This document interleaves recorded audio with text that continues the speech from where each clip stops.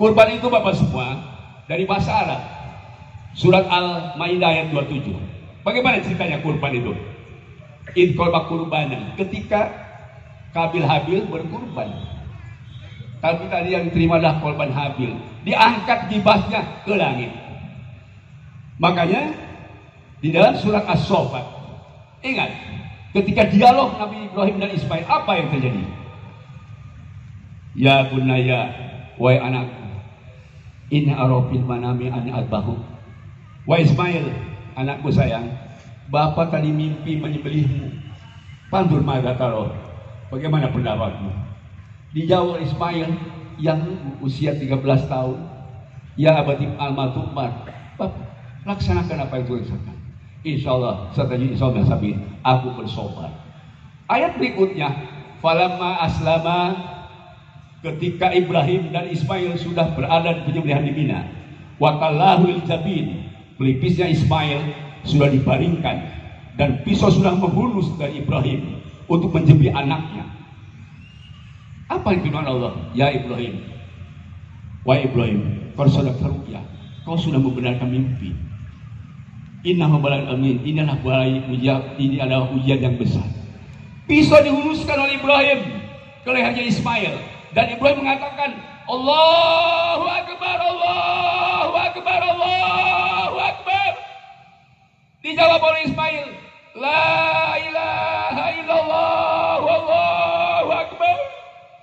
Gempar seluruh makhluk, pohon-pohonan dan malaikat menjawab, Allahu Akbar walillahil hamd. Kepasrahan dua makhluk Allah inilah yang menjadi teladan kita. Bapak semua, kita tidak disunahkan harus menyembelih anak, hanya sebatas menyembelih kambing. Tapi logikanya, kalau yang kaya tidak menyembelih kambing, wayahnya kapaksa pulang dari sini sembelih anaknya. Tidak mau besok kambing. Minimal itu satu. Kedua, Nabi Ibrahim, Nabi Ismail adalah sosok ibu, bapak dan anak, dididik oleh dua orang tua, yaitu Siti Hajar. Hanya apa? Pendidikan sangat penting untuk bisa anak itu taslim kepada Allah. Secara kontekstual kita sekarang dihadapkan dengan persoalan ini. Kenapa banyak anak yang dosa berdurhaka seorang tua? Bukan salah orang tuanya, bukan salah anaknya, orang tuanya yang salah. Kenapa anaknya berdosa? Jangan biarkan anak. Jangan. Kita yang salah. Menurut Al-Quran surat Tahrim. Ku angkusakum wahlikum naro. Jaga anak istrimu dari bahaya. Apalagi maksudnya. Jadi waw istri adalah suami. Jaga anak istrimu. Jangan sampai bahaya. Ini pendidikan menurut tafsir Al-Dibu wa'alim. Didik dan berilmu. Didik artinya potensinya dikembangkan, dibina, alimu berilmu. Jadi pendidikan ada di rumah. Karena itu Bapak semua, pas-pas tidak titik. Kalau punya istri yang punya agama, taribat tiada. Kalau istri kita beragama, taribat tiada. Dua pengertiannya. Satu, kalau kita hasil uang sedikit, diterima oleh istri. Karena memang kita punya istri beragama. Meskipun misalnya 1 bulan hanya dapat 10 juta, diterima sama istri, insya Allah. Dua, taribat tiadak artinya deroba ya.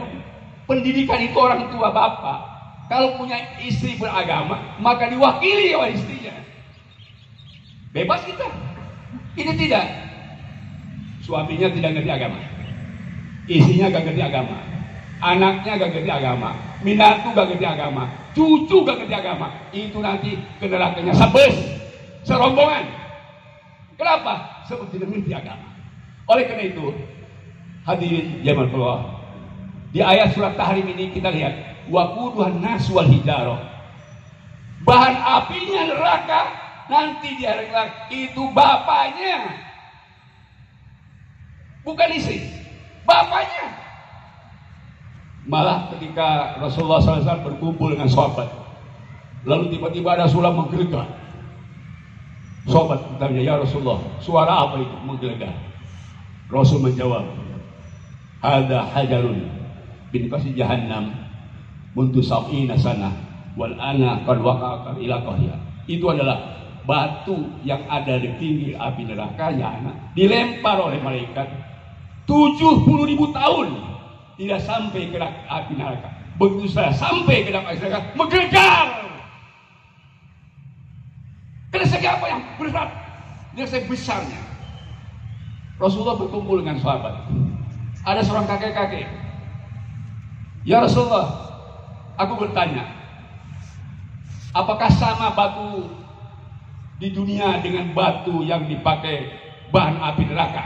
Rasul bersabda, wallahi la saqatu min sarh jahannam, satu batu dari batu-batu api anak a'dhamu min jibil adi kuliha, lebih besar daripada semua gunung yang ada di dunia. Satu batu, sabda Nabi pada Al-Quran, itu lebih besar daripada gunung-gunung yang ada di dunia.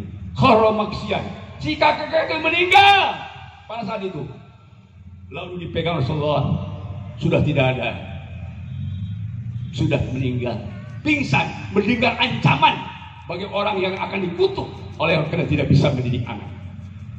Rasulullah basiru bijana, wahai sahabat, berikan kalian gembira, kakek-kakek ini masuk surga. Sahabat bergetar semua, ya Rasulullah, bagaimana nasib kami yang tidak bisa mendidik anak, bagaimana? Muncul surat 14 nomor 14. Dzalika liman khafa maqami wa khafa wa'id. Insyaallah bagi orang yang bisa mendidik anak karena takut perintahku dilaksanakan dengan baik dan takut azabku, dia akan masuk surga. Tapi bagi yang tidak bisa mendidik anak, terpaksa risikonya adalah dibakar oleh neraka sama-sama dengan berhala-berhala. Allahu Akbar, Allahu Akbar, walillahil hamd. Kesimpulan, proses ibadah haji adalah proses sangat sakral, ibadah yang bisa menghapus semua dosa. Bagi haji mabrur, insya Allah pahalanya surga.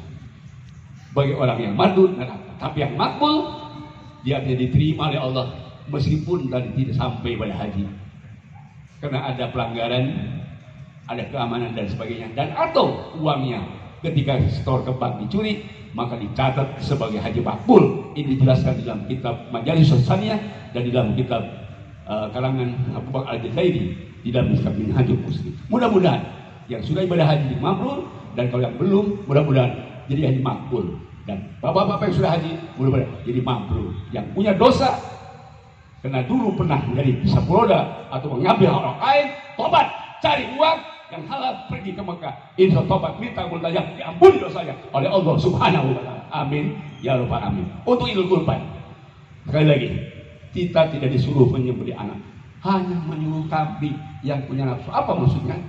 Bapak buang dari sini tidak cukup menyembelih kurban 17 sapi, tidak cukup. Bapak harus menyembelih nafsu-nafsu bapak, nafsu-nafsu ibu-ibu, kemasan bunuh semua, dan simbolnya adalah kita membunuh atau menyembelih hewan kurban. Itu konotasi kepentingan kita untuk tadi ibadah Allah yang sempurna. Mudah-mudahan Allah Subhanahu wa Ta'ala memberikan taufik dan hidayah kepada kita semua, yang akhirnya kita wafat mendapat ridha Allah Subhanahu wa Ta'ala. Barakallahu li wa lakum bil Qur'an azim wa nafa'ani wa iyyakum bima fihi.